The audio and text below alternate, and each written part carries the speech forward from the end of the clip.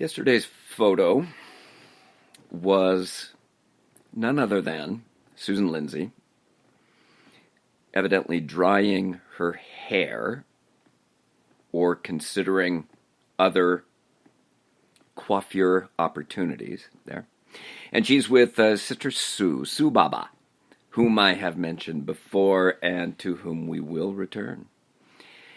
Sue Baba, Sister Sue, obviously was there, and she did help us with the nativity scene. And she was almost certainly Lindsay's companion, which is once again why you just had this killer combination for language. They were like the power sisters, as it were. So, Sue Baba in yesterday's photo.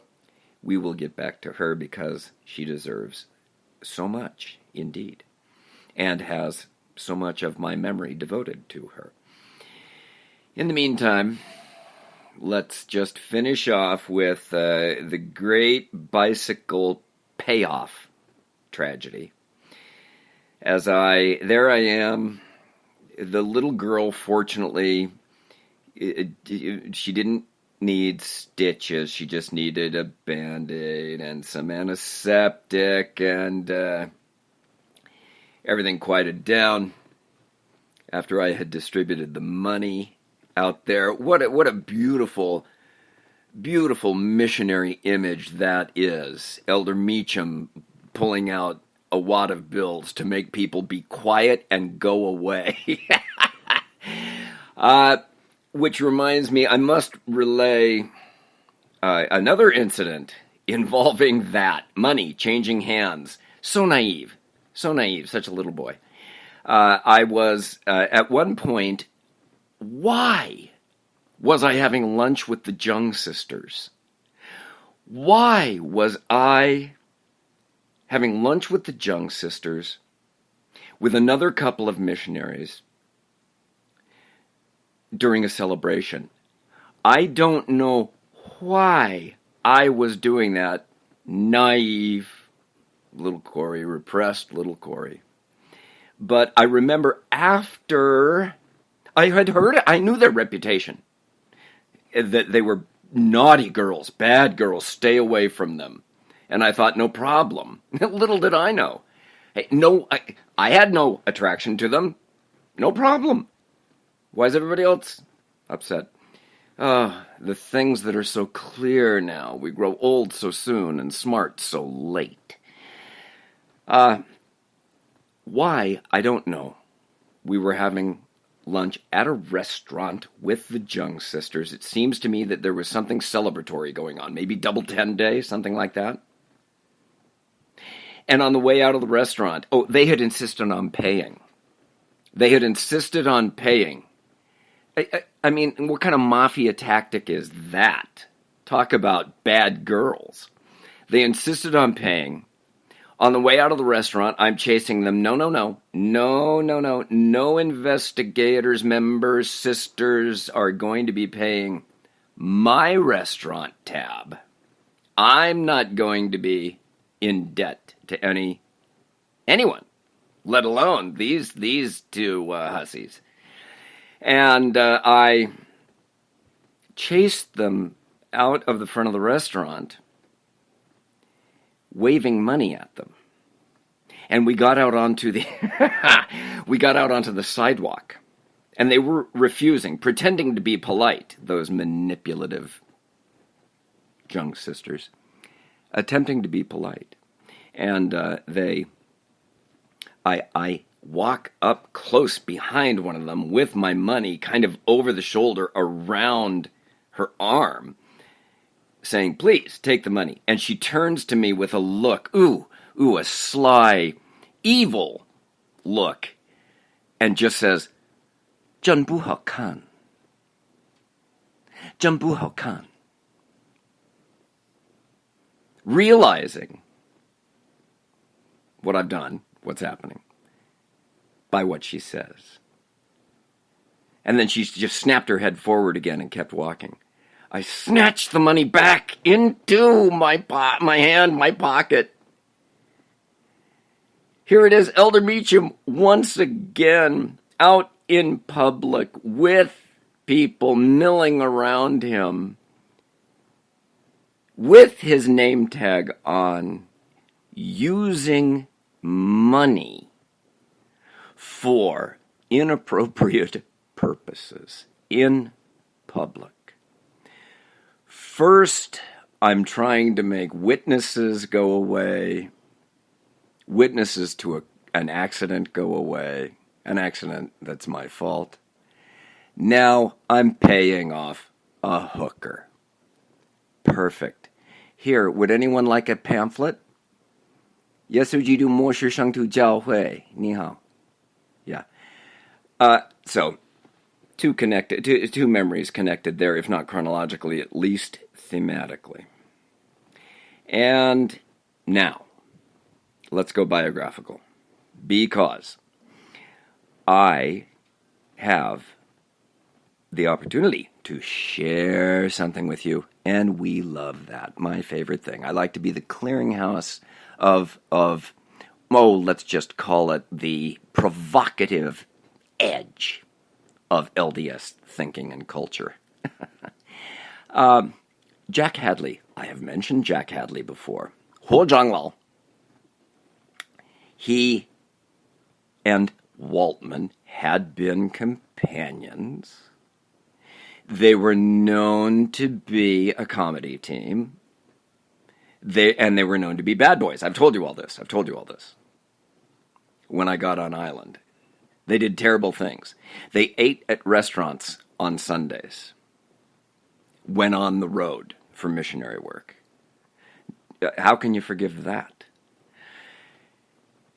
And I believe at one point I caught them referring to each other by their first names. And I probably reported them for that. Anyway, Jack Hadley, Rick Waltman, bad boys. Jack Hadley. I subsequently lived with Jack Hadley in the Songshan apartment. Because I remember now he was one of Toronto's companions. And that was the most unlikely companionship you can imagine. It's just liberal and conservative. Let me just characterize it that way. Liberal and conservative. Two hearts of gold. Two deep testimonies of the Mormon Church. Two young men desiring to spread the gospel in two very different styles. And here Jack Hadley, I remember we did splits, and I was going with Toronto to interview some investigators that Jack Hadley had been cultivating for months. And I think it was the baptism interview. But the terrible memory is I remembered Jack saying goodbye to me as we went in to do splits, and saying to me, "Don't let anything go wrong with these investigators." And I remember smugly, I might have even tapped him on the shoulder, smugly, and said, "Yo, no problem, buddy. I got you. I got your back. No problem. I understand you've been cultivating." I think it was a family or a husband and wife. And off we went, Toronto and Corey. And we went, and we talked to them. And when we got back to the apartment, Toronto told me and Jack and everyone else at dinner that these people were not ready for baptism. I had blown it. Jack had asked me to be careful to tend his little ducklings there and protect them from the big bad Toronto. Big, evil, mean Steve Toronto. Back then, even then, mean. Just a mean guy. I'm kidding. He knows I'm kidding. Because I have an even more extensive history with Steve Toronto than I do with Jack Hadley. But I have always felt terrible about that because I remember locking eyes with him in the apartment there. Oh, and I just remember feeling horrible, especially because I had been so smug, almost treating it like a joke. Hey, it's Elder Meacham, and, what could go wrong? Here. Oh, so, Jack, I'm sorry for that. I'm sorry for fumbling that handoff there. Years later, Hadley was several months ahead of me, many months ahead of me. He went home. Was he in Waltman's group? Can't remember. He went home. He married Bettina, who I had the pleasure of meeting a couple of years after our mission. Was she his girlfriend while he was on his mission? I can't remember. Anyway, she's too good for him. He doesn't deserve her. She's wonderful. And I now know they remain married. How cool is that? How do I know such a thing? Because I've just listened to a podcast, an interview with Jack Hadley. And I'm going to put the link to that podcast in the comments section of this podcast. Or, even easier than that, you can just go to jackhadley.com. JACKHADLEY.com. It better be L-E-Y. Damn it, if it's not L-E-Y, I have to record the whole damn thing. JackHadley.com. And listen to him talk about raising a gay son in the Mormon Church. And or read his essay. Read the amount of thought, the amount of heart, the amount of spirit, the amount of time that has gone into writing that essay. And let's all read. Here's the problem. Jack is too nice of a guy. He is too nice of a guy. And when you listen to him, you're going to hear how hard it is for him to criticize certain leaders in the church for things they've said about homosexuals. I'm not that nice, see? And so I'm going to restrain myself. Am I? Let me just say this, kids.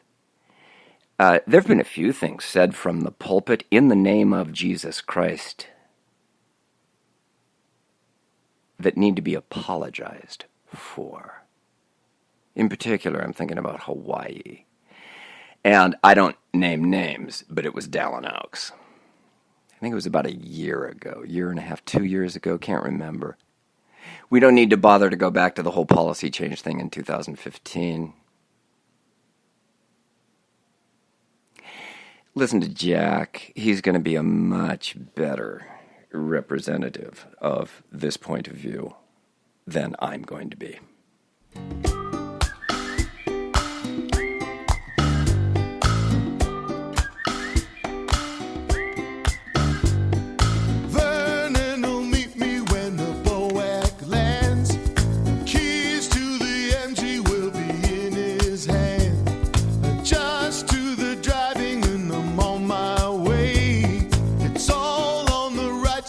Montego Bay. Sing out, oh,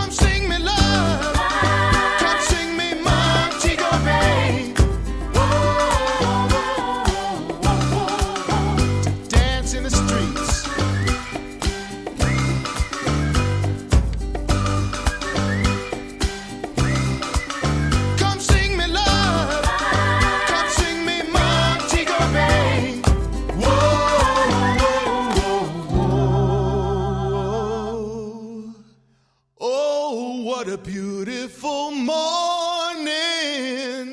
Oh, what a beautiful day. And I've got a beautiful feeling. Everything's going my way.